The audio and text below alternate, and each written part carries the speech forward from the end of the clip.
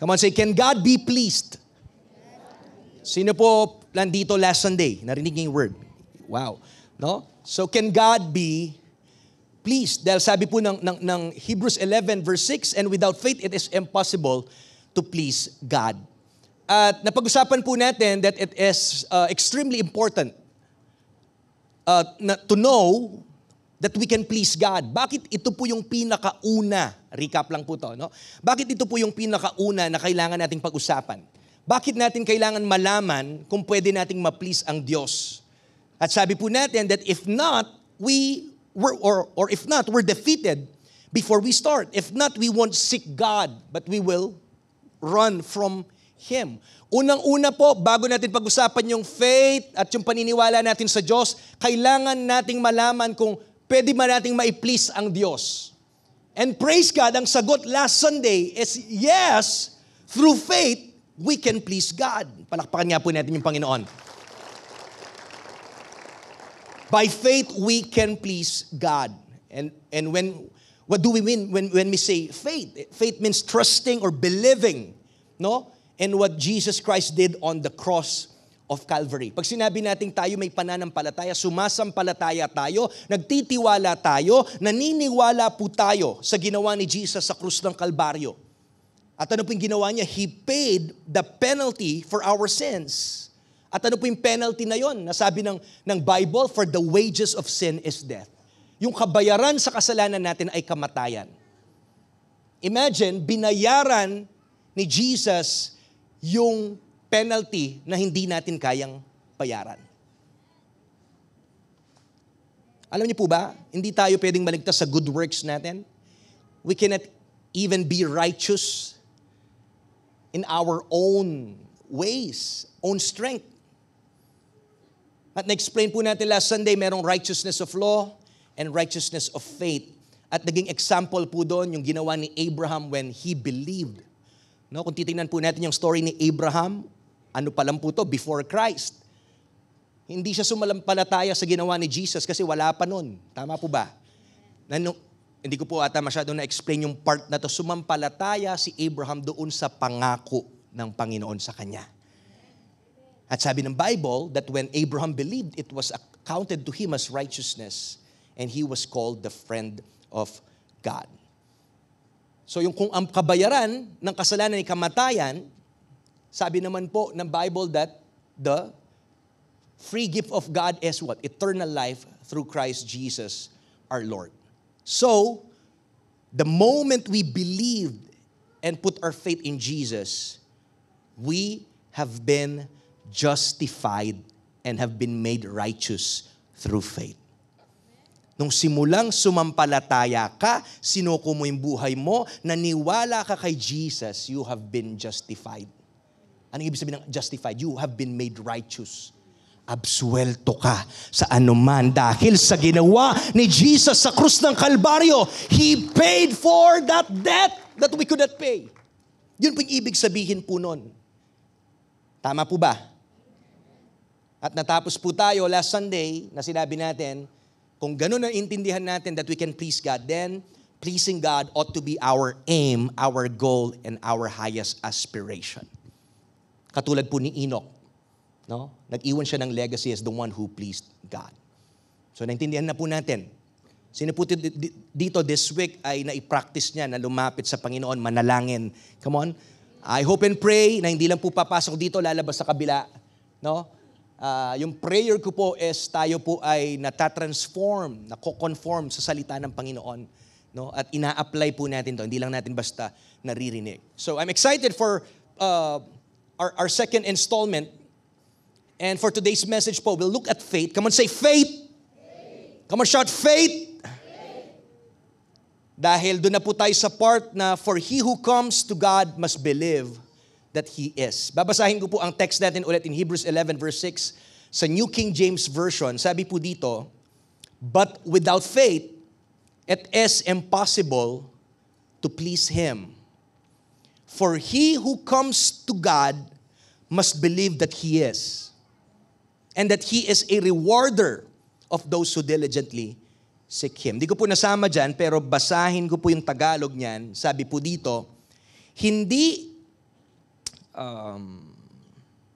hindi makapagbibigay lugod sa Diyos ang taong walang pananampalataya. Dahil ang sino mang lumalapit sa Kanya, look at this, ay dapat maniwalang may Diyos. Ulitin ko po, mas malinaw dito sa Tagalog eh. Dahil ang sino mang lumalapit sa Kanya ay dapat maniwalang may Diyos at nagbibigay siya ng gantimpala sa mga taong humahanap sa Kanya. Ngayon, tanungin mo yung katabi mo, naniniwala ka ba sa Diyos? I'm excited sa topic natin this morning. Sa kabila naman, hallelujah, tanungin mo siya, naniniwala ka bang may Diyos? Gusto ko pong bigyan to ng title, straight to the point, Believe in God. Sa mga kasama po natin sa online, type that in the chat, sabihin mo, believe in God. Believe in God. Gusto ko pong magsimula sa isang tanong. Pastor, parang napaka-basic ata nito. Of course! Ako pa! Christian ako! Wow! Ang tanong, do we need this topic? Kailangan po ba natin ang topic na ito? Siguro nung narinig niyo po yung title natin, marami po sa atin, maybe some of you will say that we don't need to ask whether we believe in God. Of course, Pastor, I believe in God. Of course, we believe in God. Of course, we are a Christian nation. Wow. Tama po ba? Sa totoo po, in all honesty, kung magkakaroon tayo ng real talk ngayong umaga po dito, I want to say, in all honesty, that the faith that many of us have is little more than a hand-me-down religion. A second-hand faith. Tingnan niyo po ito. Ang meron po tayo ngayon, kung hindi mapapansin ng iba sa atin, ay relihiyon or pananampalatayang either kinagisnan mo, nasanay ka na, or naipasa lang sa iyo. Yun po yung sinasabi kong hand-me-down na religion or second-hand faith. Tama po ba? Ako po, as a pastor's kid, lumaki po ako, namulat ako, na Christian na kami, at pastor po yung tatay ko. By the way, nandyan si pastor, palakpakan po natin for, I think this is his third po ba? Yeah, third Sunday being with us. No? So, both of my parents were Christian, at may tinuturo po sila sa akin nung lumalaki. If I can say, yun po ay second-hand faith. Are you getting this? But there should come a time na yung tinuturo at binababa sa iyo ay dapat maging personal faith mo na siya. Hello? Naintindihan niyo po? No? Dapat mo maging personal faith. Ikaw mismo ma-discover mo yon. Ikaw mismo malaman mo iyon. Tama po ba? And dapat po nakakakita po tayo ng conformity. Not just saying that we are Christians, but our attitudes are carnal. Or we have a worldly lifestyle. We cannot say that we believe in God, we are Christian. And yet there is no, you cannot see any involvement in the congregational life. Hindi mo sabihin, Christian ako, naniniwala ako sa Diyos, and yet, baligtad po yung nakikita nila sa buhay natin. Di mo pwedeng sabihin, you believe in God and there is ignorance of the scriptures. Pastor, kala ko basic lang ang pag-usapan natin. Parang nananakit na, una pa lang. Are you getting this? Tama po ba? So dapat may backup po yung pag-profess natin that we are Christians. Dapat makikita po by the grace of God. Nakikita na may backup yun. Nakikita sa buhay natin. Nakikita yung pagbabago. Kasi po yung pagbabago, the moment po na tinanggap natin si Jesus, meron ng sanctification. Nililinis, binabago tayo every day ng Panginoon. At hindi pa po tapos ang Panginoon na baguhin ka at yung katabi mo. Palakpakan natin yung Panginoon. Lahat po tayo, we are still in the process of sanctification. At yung pinaka-final stage po dyan ay yung glorification. Sino na pong gustong pumunta doon sa glorification? Darating po yan pag dumating na yung Panginoon. Okay po ba? For the meantime, mag-enjoy muna po tayo dito. At magpabago tayo sa Panginoon. Amen po ba? So, kung titingnan po natin sa Bible, gusto ko mag-focus doon sa faith po natin. And kung titingnan natin yung scripture, the scriptures speak of things like, in 1 Timothy 1 verse 5, it talks about sincere faith. Nasabi po dyan, now the purpose of the commandment is love from a pure heart, from a good conscience, and from sincere faith. So, tingnan nyo po yun. Pause tayo doon. Meron tinatawag ang Bible na sincere faith. And also, sa 2 Timothy chapter 1 verse 5, ay meron pong sinasabi dito na genuine faith. When I call to remembrance the genuine faith, sabi ni Pablo kay Timothy, that is in you, which dwelt first in your grandmother Lois and your mother Eunice, etc., etc. So may sinasabi yung Bible na sincere faith, may sinasabi yung Bible na genuine faith. Ibig sabihin, may iba't ibang klase ng faith. Kung may sincere, kung may genuine, siguro merong ding unsincere and not genuine. Meron po ba? Meron po. Tama po ba? You need to focus on this. Kaya po tayo as individuals, let's read that, our faith is somewhere on a continuum between the faith of others and the faith that is our own. Yan po yung sinasabi ko na pwede nung bata ako na tinuturo sa akin, yun po yung faith na pinapasa ng magulang ko sa akin. Tama po ba? Pero kailangan po, ma-distinguish natin yan. Darating yung time na magiging personal faith mo na yan. And the question is, what can we do to move toward a faith that is more of our own? Okay lang po na may nagga-guide sa atin. Okay lang na nakuha mo yan sa nanay mo, sa tatay mo, or sino man po na significant other sa buhay mo. Pero kailangan po, hindi, or sa buong buhay mo, hindi po na pinasa lang yan, sinabi yan sa'yo, ginagawa mo kasi sinabi sa'yo. No. You need to have a faith of your own. Pwede bang tinamin katabi mo, sabihin mo, you need to have a faith of your own. Come on, come on. Sige po, gisingin mo yung katabi mo, baka inaantok na. You need to have a faith of your own. Sarili na. Tama po ba? So, tingnan po natin yung difference between these two kinds of faith. No? At magsimula po tayo dun sa genuine or yung genuine personal faith natin. No? Pag-usapan po natin itong the ingredients of personal faith. When you say personal faith, I want to speak of, explain po yung three basic elements ng genuine personal faith. Again, genuine personal faith has three basic elements. Gising pa po ba tayo? Amen. Sana po nagtitake notes kayo, sinusulat nyo sa phone nyo or what, para po maalala nyo. Tama po ba? Number one po na ingredient is yung credence natin or yung belief. No? Pastor, ano po yung credence? No? This includes not only the what, but the why. Hindi lang po kung anong, listen, ito maganda to, hindi lang kung anong pinapaniwalaan mo, pero kasama po nito kung bakit mo ito pinapaniwalaan. Or bakit mo ito sinusunod or ginagawa. Ano sabi po ng 1 Peter 3:15? But sanctify the Lord your God in your hearts, and always be ready to give a defense to everyone who asks you a reason for the hope that is in you, with meekness and fear. Ulitin ko po, yung credence, yung belief natin, should include not only what, but also the why. At yung backup po nito sa text natin sa 1 Peter 3:15, sabi po dito, maging handa ka na kung sino man ang magtatanong sa'yo, kaya mong i-defend yung faith mo. Kaya mo. Ibig sabihin, alam mo pati yung why.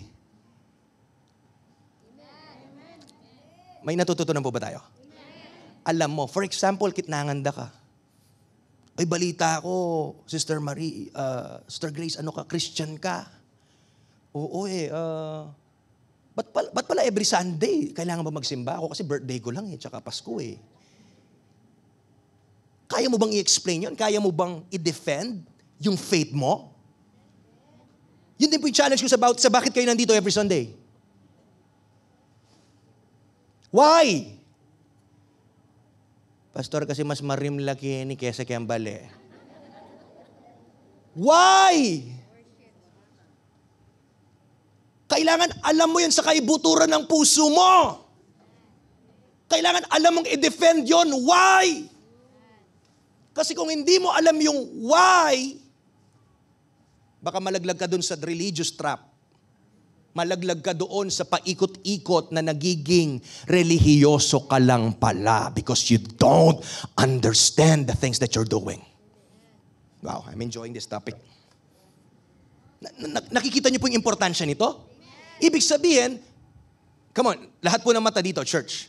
I want to challenge you, the Rock City Church, that this year, magpakalalim ka na lahat ng ginagawa mo ay dapat alam mo bakit mo siya ginagawa. Bakit ka nag-church? Ba't ka nagsuserve? Ba't ka nagbibigay? Lahat pong yan, dapat alamin mo, saliksikin mo, alamin mo yung why. Kasi kung hindi, paikot-ikot ka lang, nagiging relihiyoso ka lang, samba uwi, samba uwi, samba uwi. Gusto mo lumago kay Lord? Tigilan mo yung pagiging relihiyoso mo. Hindi namatay si Jesus para maging relihiyoso ka lang. Namatay si Jesus sa krus for you and me to be righteous. To live a righteous life. At nandyan po yung Bible for us to understand the why. Yan po yung credence natin. Yan yung belief. Dapat alamin mo. Pwede po ba yon? This year. Bakit ko nga ba ginagawa to? Para saan? Kaya minsan magtataka, kasi sinabi ng ma ko. Kasi, oo nga, no, bakit nga ba? Yun naintindihan ko kasi ganito, ganyan, ganyan. Saliksikin mo yun. Magsik ka. For you to soar this year, it takes a seeking heart. Saliksikin mo si Lord. Hanapin mo siya. At sabi ng Bible, sa lahat ng umahanap sa Diyos, matatagpuan nila. Humingi ka, and you will receive. Hanapin mo siya, you will found Him. Kumatok ka, pagbubuksan ka niya. Palakpakan nga po natin yung Panginoon. Hallelujah. So that mawala yung spirit of religiosity sa church. That every one of us will mature when you understand why you are doing what you're doing. That's number one, credence, our belief. Second po na elemento po ng ating personal faith, second is confidence. Come on, say confidence. Meron kang pagtitiwala. Di ba? Mahirap atang sabihin, you're confident at wala kang tiwala.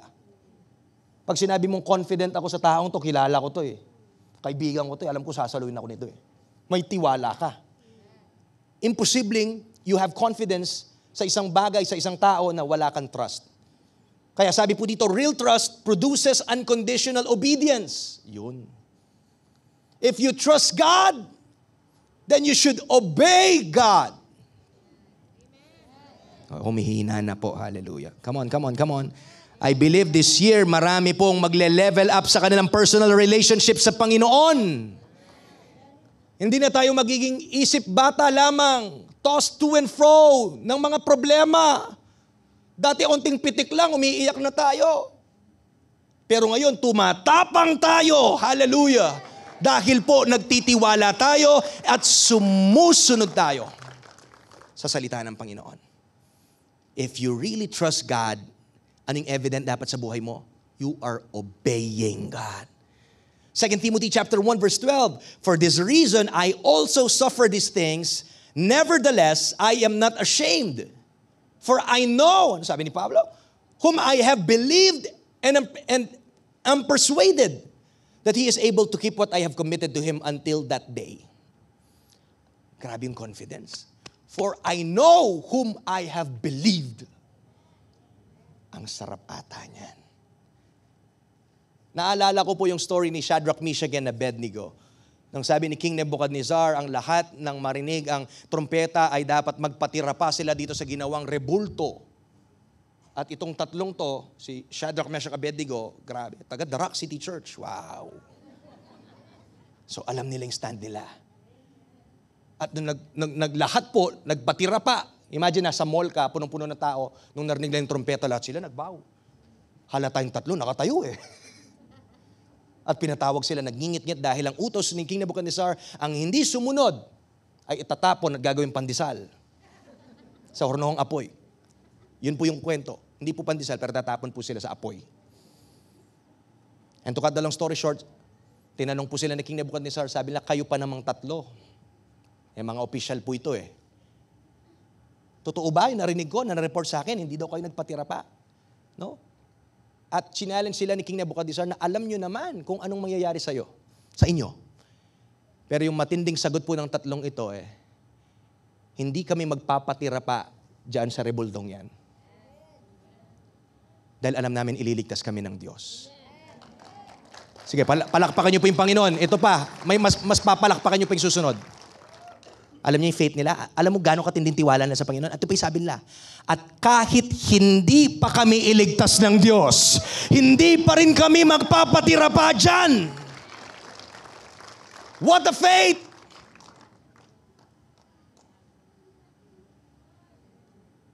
This year, gusto mo mamayagpag?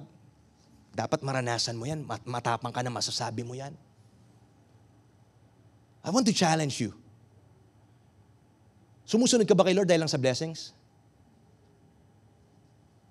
O kung hindi ibigay kaya ni Lord yung pinagpipray mo, makikita ka pa kaya dito?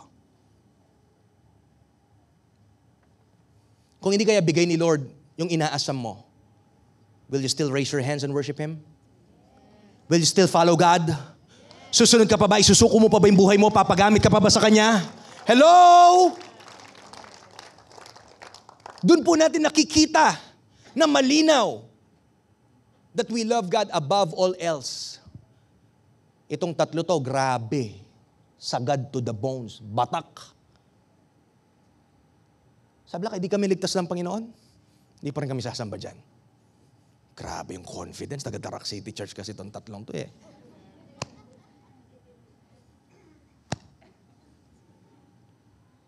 For I know, sabi ni Paul, whom I have believed. Hello? Tayo ba, listen, tayo ba kilala natin yung Diyos na sinasamba natin?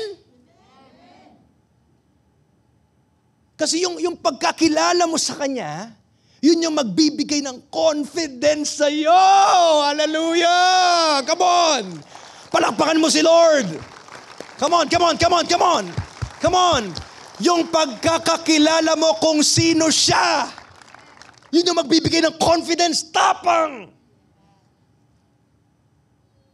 Only David. Sabi niya, even though I walk through the valley of the shadow of death, I'll fear no evil. Hindi ko man nakikita, madilim man to, pero susuungin ko kasi alam ko kasama ko ang Diyos. Ano man yung mangyari sa akin dito, come on. I know, nangako yung Panginoon. Hindi niya ako iiwan, hindi niya ako pababayaan. Come on, dumadaan man ako sa apoy, may pangako yung Panginoon. Hindi ako masusunog. Dumadaan man ako sa malalim na tubig, hindi ako malulunod. Dahil kasama ko siya. We're not just simply attending a service here. We are on a journey of knowing God. Kilalanin mo yung Diyos. Naalala niyo po yung may isang kwento na yung isang bata nasa isang flight siya. At doon nagkaroon ng turbulence. Wow, turbulence. Spell turbulence. Nagkaroon ng turbulence sa aeroplano. Lahat daw naging Kristiyano eh. Lahat daw nanalangin, talagang natakot sila. At merong isang bata na chill lang at nagtataka yung flight attendant. Sabi niya, lahat natatakot, sumisigaw, nagne-nervyos. At after ng turbulence, tinanong nila yung bata, bakit hindi ka natatakot? Nakikita ko lahat, nagwo-worry, lahat takot. Sabi niya kasi, tatay ko po yung piloto. Confident siya. Kilala niya Ang piloto, tatay niya. Ang sarap na lahat ng takot natin at pangamba, kumakalma dahil kilala mo yung pinaglilingkuran mo. Kilala mo yung Diyos mo nangako sa'yo. Come on, palakpakan natin yung Panginoon. Come on. Hallelujah. Confidence. Yung confidence hindi lang po dito na natututunan mo tong word ni Lord. Weekend lang po to Sunday lang. Kapatid, buksan mo yung Bible mo, kilalanin mo yung Diyos. Tingnan mo yung katabi mo, sabihin mo, buksan mo yung Bible mo. Sabihin mo, kilalanin mo ang Diyos. Hello? Meron po ba dito mag-asawa, nag-uusap lang tuwing linggo? Meron ba dito sinagot ka ng girlfriend mo o na pangasawa mo dahil, alam mo yon, sa isang taon, grabe, 12 times lang kayo nag-usap. Paano mo sabing kilala mo siya? Tama. Yan ang problema at cancer sa spiritual na buhay natin. Kaya maraming Kristiyano na-shaken, nayuyugyog kasi hindi nila kilala yung Diyos nila. It's time, church, to get serious with God. Palakpakan po natin ang Panginoon. Number 3, not just credence, not just confidence, but number 3 na element is constancy. Wow, I love this. Constancy. At sabi dyan, that we are to be faithful unto death. Tama po ba? Ang ganda nga ng ano natin yung national anthem natin dito, talagang ang mamatay ng dahil sa Pilipinas.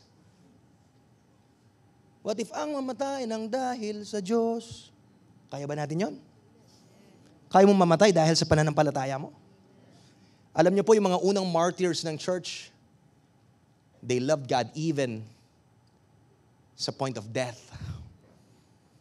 Yung mga martir nun, nilalapa ng leon, pinupugutan ng ulo, tinatali po sa poste, sinisilaban ng buhay para maging ilaw sa madilim na daan nila.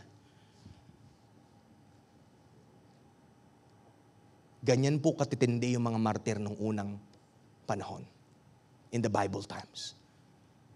Ilan po kaya yung mga Christian martyrs na kakikitaan hanggang ngayon? Ilan po kaya sa atin na merong pa ring constancy that they will be faithful to God even unto death? Ano sabi sabi po dyan, yung faith natin, no, yung ating pananampalataya, yung ini-embrace mo na faith, dapat po magbunga yan ng maging tayo'y tapat, maging faithful tayo unto the end. Revelation chapter 2 verse 10, do not fear any of those things which you are about to suffer. Indeed, the devil is about to throw some of you into prison that you may be tested, and you will have tribulation 10 days. Be faithful until death. This is also my charge to you, my beloved The Rock City Church. Be faithful unto the end. Ulitin ko po, lahat po dito, maging tapat tayo hanggang wakas. Walang bibitaw, walang susuko in the midst of persecution, in the midst of famine, in the midst of rejection, in the midst of loneliness. Whatever you are going through, be faithful until the end. Huwag kang sumuko, huwag kang bumitaw sa Panginoon. Come on, come on, come on, come on. Hallelujah. Come on. Palakpakan mo yung Panginoon. Kailangan po kakitaan tayo ng constancy, ng faithfulness. Huwag niyong hayaan mas faithful pa yung walang relationship sa Diyos. Hello? I thought we know the Word of God. I thought yung Word of God ang nag-guide sa ating buhay. Then dapat po nakikita to sa ating mga buhay. Be faithful until death, and I will give you the crown of life. Until death. But there are a lot of Christians after receiving the promise of God, bye-bye, Lord. Nung may hinihingi ka kay Lord, you are so desperate. Ang active mo. Yung iba po sa atin nawawala after nayugyog. It's time to go back.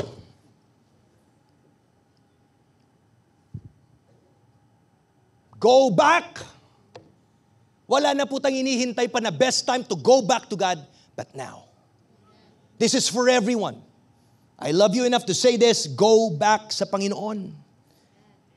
Go back.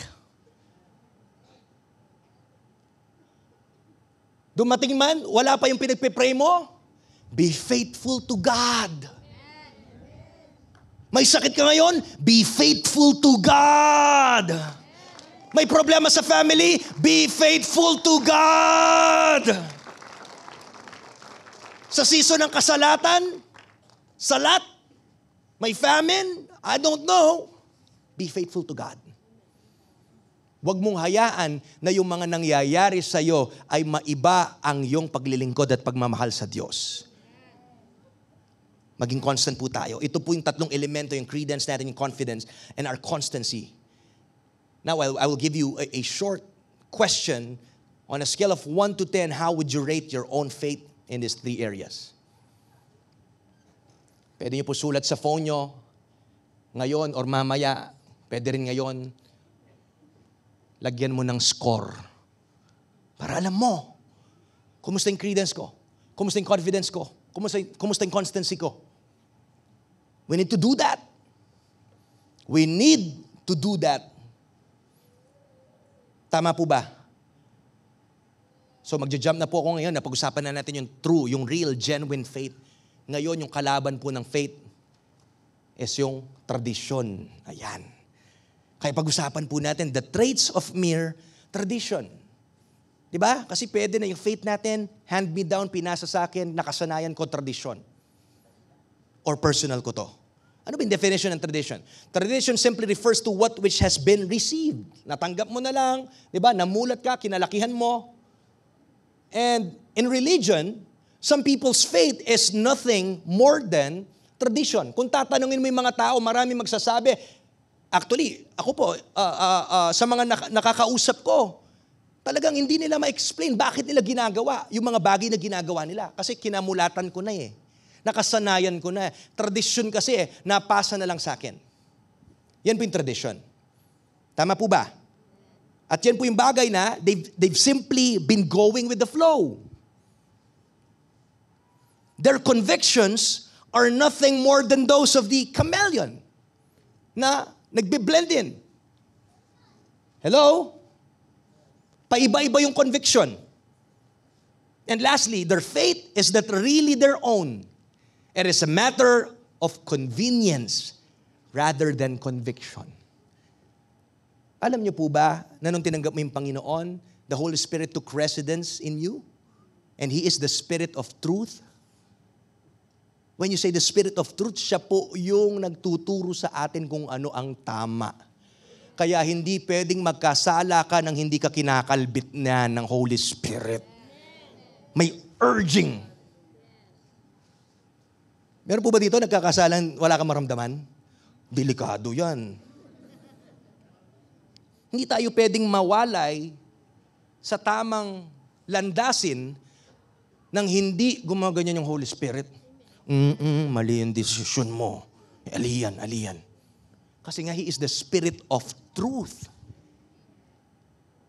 Ano sabi ng Bible? He will guide you in all truth. Hello? Yun po yung kailangan natin. We need to know and search the scriptures. Dahil ang salita ng Panginoon, yun ang absolute truth. Na-share ko na po to before. Ngayon, hindi na absolute truth eh. Relevant truth. Sa iyo siguro bro, tama yan. Pero sa akin, iba. Yan yung relevant eh. Iba sa iyo, iba sa akin. Hindi po. Yung truth, kahit pumunta ka ng Europe, pumunta ka ng ibang lugar, yung truth ay truth pa rin. Pero ngayon, yung truth nagiging gray na. Yung truth, depende na kung sinong tumatanggap at nagsasalita. Hindi po dapat ganyan. Liwanagin ko po. Ang problem po ay actually hindi po talaga maling-mali yung tradition itself. There is nothing wrong with tradition, for the record. para po maging clear sa atin lahat. Unang-una, hindi naman tayo mabubuhay dito nang wala naman naipasa alam mo yon? Lahat po talaga yan. Kahit nga yung Bible, merong oral tradition. Alam niyo po ba yon? Na isulat ang Biblia, kung aaralin niyo po, yung Bible, na isulat yan sa pamagitan ng what? Oral tradition. Grabe yung Panginoon, no? So yung Bible na preserve thousands of years sa mga oral tradition at yun yung sinulat ng mga witnesses. Witness. Nung panahon ni Jesus na nandun sila, na-preserve yon. That's why we can trust the Bible. Dahil hindi lang po siya sinulat ng tao, because, no? It is God-breathed. Theopneustos, God-breathed, hiningahan po yan ng Diyos yung mga taong sumulat niyan. So again, there's nothing wrong with tradition because we are fools if we throw things away simply because they are traditional. Ang gusto ko pong punto dito, our point is not that faith and tradition are opposites, but that real faith is more than tradition. Yung totoong pananampalataya natin, it is more than tradition. Tama po ba? Yung pinagkaiba po nito, the difference is not in the content, but in the quality of our faith. Yun po yung pinagkaiba niyan, no? Hindi sa laman nito. Tama po ba? Pero sa kalidad po ng ating pananampalataya. Kung ang pananampalataya po natin is mere tradition, then it's probably very weak. Kung ang nakasanayan mo ngayon ay tradisyon lang, naipasa lang, nakagisnan mo lang, posible po yan ay mahina. We've probably never examined tong bagay na to or thought it through. Kasi kung hindi ka magiging intentional, kagaya po ng sinabi ko, kung ako hindi ko iisipin ito, pwedeng hanggang mamatay na yung tao, yung hawak niya palang faith ay hand-me-down na faith. Naniniwala po, ba kayo na posible yun? Opo. Kung wala kang seeking heart, hindi mo makikita yan. Tama po ba? Posible din, baka, it's probably never been seriously tested. It's probably quite abstract or impersonal. And worst of all, we're probably not able to give a reason for the hope that is within us. Or in short, we don't know why we believe. Di natin alam, di natin kayang i-defend or explain bakit nga ba natin to pinapaniwalaan. Tatlo pong dangers ng ating pananampalataya that is mere tradition. 3 dangers of a faith that is mere tradition. Number 1, you need to understand this, it won't stand the test of temptation. Pag yan po ay nakasandal lang ang pananampalataya mo sa tradisyon lamang, kapatid, mabubuwag yan pagdating ng temptation. Pangalawa, it won't stand the test of hardship. Again, marami din pong nabubuwal pag dumating na yung kapagsubukan. Dahil nga po hindi totoo yung kanilang pananampalataya. Panglabas lang, sa taas lang, pero doon sa baba, wala palang ugat. At pangatlo, ito po'y nakakatakot, huwag nyo nang hayaan to. Makinig, lahat po, gising, patapos na po ako. It won't stand the test of judgment. Kaya po nandito po ako, I am sharing this so that wala po kayong masisisi ni isa man. Wala kayong masisisi na darating yung time, pag tayo po'y nakaharap po sa trono ng Diyos, hindi mo sasabihin, Lord, kasi na naman in-explain ng pastor ko niya. Hindi ko alam to eh. Hindi mo pwedeng sabihin nyo na ignorante ka. Maraming red flags, maraming warning signs, nandyan yung Holy Spirit, maraming ginagamit na tao yung Panginoon sa buhay mo para yugyugin ka, gisingin ka, mailagay ka sa tamang path. Ang tanong, nakikinig ka ba? Hello? Nakakalungkot po to, it won't stand the test of judgment. 2 verses na gusto kong sabihin po dito. Matthew 7:22-23, nasabi dyan, many will say to me in that day, Lord, Lord, have we not prophesied in your name? Cast out demons in your name? And done many wonders in your name? And then I will declare to them, look at this, I never knew you. Depart from me, you who practice lawlessness. It's like yung picture siya ng judgment day na kung saan ang mga tao nakaharap sa trono ng Diyos. At sinasabi, Lord, di ba Lord nagpalayas ako ng demonyo? Lord, di ba? Active ako sa church. Cinema 6. Cinema 1, then Cinema 6. From DCCC to the any point of Luzon. Lord, si Lord naman nakakalimot. Ako to. After service, yung bumibili ng apple dyan. Pero sabi, I never knew you. Sabi na pa, lumayas ka, hindi kita kilala. Ikaw na nagpa-practice ng lawlessness. Grabe. Matthew 15, 8-9. These people draw near to me with their mouth.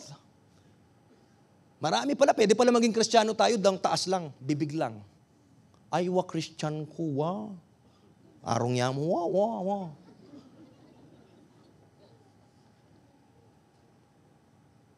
These people draw near to me with their mouth and honor me with their lips.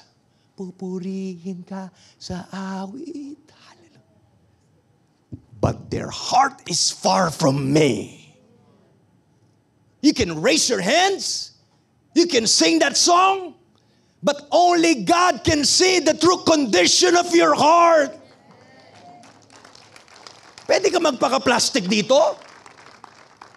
Pwede mong laro-laruin to? Anyway, di naman talaga nila nakikita kung anong totoong puso mo eh. Pero kapatid, huwag mong lokohin ng Diyos. Pwede mo lokohin yung kapwa mo, lokohin mo yung tatay mo, lokohin mo yung sino man. Di mo malaloko ang Diyos. Nakikita niya yung puso mo. Siya lang talagang pwede magsabi niyan eh. You honor me with your lips. Pero sabi ng Diyos, nakita ko yung puso niyo, napakalayo. And in vain, they worship me, teaching as doctrines the commandments of men. Alam niyo po, ang ganda ng pinag-uusapan natin, depende lang po sa response niyo. Mas gusto ko pong pumunta ng church na ma-rebuke ako ng word ni Lord kesa mag-enjoy ako living on my own until judgment comes. Kailangan po nating harapin ang dapat harapin. Dito po sa church, we're not playing God games here. Hello? Hindi po tayo nagloloko-lokohan lang dito. Hindi lang tayo naglulundagan, nagpapalakpakan dito. I love you enough, church, to preach the whole counsel of God. The whole truth, nothing but truth. And I pray by the grace of God, magbunga po ito sa atin. Huwag niyong hayaan, lumabas lang. Huwag mong hayaan na hindi ka nakikinig. May mga promptings na ng Holy Spirit eh. Hello? Sundin po natin ito. Di po ako galit. Sabi ko nga, mahal ko kayo. Tama po ba? Palakpakan nga po natin yung Panginoon. Mahal niyo po ba ako? Amen. Well, nakita na Lord yung puso niyo. Joke lang po. Maganda po yung pinag-usapan natin. Grabe. As I end, I want to give steps that we can take to grow in our faith. From second hand, from hand-me-down to our own faith. Real, genuine faith. Alam niyo po, naniniwala ako, yung iba, marami pong tao, and even Christians, they never really confront the real issue of faith until they are faced with some serious crisis in life. Alam niyo po, lahat tayo may turning point sa buhay. Yung sinasabi ko minsan, hindi mo napapansin yan, yung mga hand-me-down, until darating yung time ng turning point at may mararanasan kang krisis sa buhay mo at kailangan mo na mag-decide. Tama po ba? At importante po ito na i-deal natin. Tama po? Nais ng Panginoon ay mag-move tayo from second-hand faith to a deeper and more genuine faith. At dalawang bagay po na kailangan nating gawin, practical steps that we can take para po mag-move tayo from tradition or second-hand faith, hand-me-down religion to personal faith. Number one, first, we can be honest about our faith. Church, hindi ko po sinabi to para ipahiya kayo or what. Lahat po tayo dito nag-a-assess. Lahat po tayo may space for learning, for improvement. No? At ang salita ng Panginoon is used as for reproof, for rebuke, correction, teaching, discipline. Ito po yung salita ng Panginoon. Tama po ba? Kaya po, number one na kailangan natin gawin, dapat maging honest tayo sa faith natin. Ano sabi ng Mark 9:24? Immediately, the father of the child cried out and said with tears, Lord, I believe. Help my unbelief. Meron bang unbelief sa puso mo? Ano pa yung meron sa puso mo na kailangan pong mabago? Are you willing na baguhin yan ng Diyos? Unang-una, as I end, nakailang sabi na po ako nang malapit na ako matapos. 10 minutes na po. Tama po ba? That memorize yun na po yan pag sinabi ng pastor, as I end, mga 10 minutes pa yan, 15 minutes. Pero promise po, patapos na po talaga ako. Kailangan po maging honest po tayo sa ating pananampalataya. Makinig, lahat ng mata dito. Subukin natin yan. Tingnan mo yun under the microscope. Nano yapin tang faith ko? Faith ya ba o fake ya? Ba, kung yun yung kailangan unang gawin, kailangan mong suriin yan. Ginto nga, bagay nga, ayaw mong mapeki. Faith mo pa, ayaw mong suriin. Tama ba? Yung binili mo nga ang gold, gusto mo tutuya kayain eh. Ay, sabi ko na, may peki na ako na naman eh. Mahirap ba pag matsyag ka, mapanuri ka sa ibang bagay, material lang yan. Ayaw mong suriin yung faith mo? Kung totoo? You need to test it. You need to be honest about it. 2 Corinthians 13:5. Examine yourselves as to whether you are in the faith. Darak fam, examine. I-test mo kung nandun ka sa pananampalataya. Test yourselves. Do you not know yourselves that Jesus Christ is in you? Unless indeed you are disqualified. Tama po ba? I pray sa pamamagitan po ng salitang ito, ng preaching na ito, ng word ng Panginoon, mabuksan yung ating kaisipan at makita natin kung anong totoong estado natin so that makagawa pa tayo ng remedyo sa tulong ng Diyos. After mong makita at maging honest ka about your faith, number 2, then we can feed it, challenge it, and refresh it. Una, makita muna po na kailangan is what? I-test mo. Ngayon, pag na-test mo na siya, feed mo.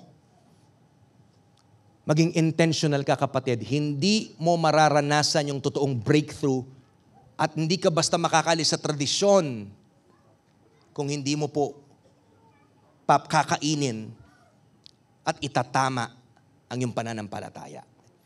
You feed it, you challenge it, and refresh it. Dito po sa church, ang dami pong ways. Dito po tayo na-feed din, na-challenge, at nare-refresh. Habang po naalala ko, meron po tayong mga nilalabas like yung growth track po natin. Nagsimula na po for the year yung growth track natin. I'm expecting that a lot of the Rock family, listen, again. Listen, wag lang po kayo maging Sunday goer. You want your faith to grow? You want to soar sa spiritual life nyo? Mag-attend po kayong growth track. Mag-sign up kayo, mag-aral naman kayo. Cellphone mo nga, inaaral mo eh. Paano niya ba gamitan eh? Ba't yung faith mo di mo aralin? Ba't di ka magpakalalim? May nagtuturo, may mga module po tayo, lahat-lahat. Nandyan na. Woo! Nandyan na. Yung mga totoong importanteng bagay sa buhay natin, look at me, paglaanan nyo ng oras. You want to grow? Maglaan ka ng oras. Ayusin mo yung schedule mo. Ayusin mo yung priority mo. Pastor, kailan ba yung mga pag-aaral? Pastor, kailan yung mga mentoring natin? Kailan itong mga disciples